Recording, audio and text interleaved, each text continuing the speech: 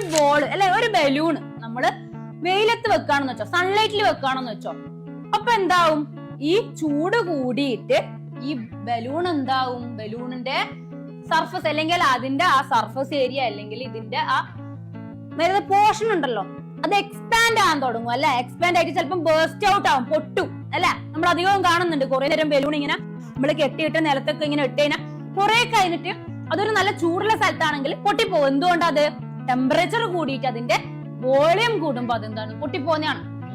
നേരെ തിരിച്ചാലും ഇപ്പൊ നമ്മൾ ഒരു ബലൂൺ എടുത്തിട്ട് ഒരു ഫ്രീസറിൽ കൊണ്ടുവെക്കാന്നിരിക്കെ, നമ്മൾ ചെറുപ്പത്തിൽ ഓരോ കളികൾ കളിക്കും അല്ലെ. അതായത് മറ്റേ വെള്ളം നിറക്കുന്ന ബലൂൺ ഉണ്ടല്ലോ, വാട്ടർ ബലൂൺ. ഇതൊക്കെ നമ്മൾ വാട്ടർ ഇങ്ങനെ വെള്ളം നിറച്ചിട്ട് നമ്മൾ ഫ്രീസറിൽ കൊണ്ടാക്കും അല്ലെ. അപ്പൊ ഇതെന്താവും? വെള്ളം നിറച്ചിട്ട് അല്ലെങ്കിൽ വെറുതെ എങ്കിലും നമ്മൾ ഫ്രീസറിൽ കൊണ്ടാക്കുമ്പോൾ വോളിയം, അതായത് ടെമ്പറേച്ചർ കുറയുമല്ലോ ഫ്രിഡ്ജില്. ടെമ്പറേച്ചർ കുറയുന്നതുകൊണ്ട് ഇതിന്റെ വോളിയം എന്താവും? കുറഞ്ഞു വരും അല്ലെ. ഇത് ഷ്രിങ്ക് ആവാൻ തുടങ്ങും. ഇങ്ങനെയൊക്കെ ആവും അല്ലെ. കാരണം എന്തുകൊണ്ടാ? ടെമ്പറേച്ചർ കുറയുമ്പോൾ വോളിയം കുറഞ്ഞു വരും. വോളിയം കുറയുന്നത് കൊണ്ട് ഷ്രിങ്ക് ആകുന്നത്. ഇപ്പൊ നേരെ മറ്റേ സൺലൈറ്റിലാണെങ്കിലും അങ്ങനെയാണ് അവസ്ഥ.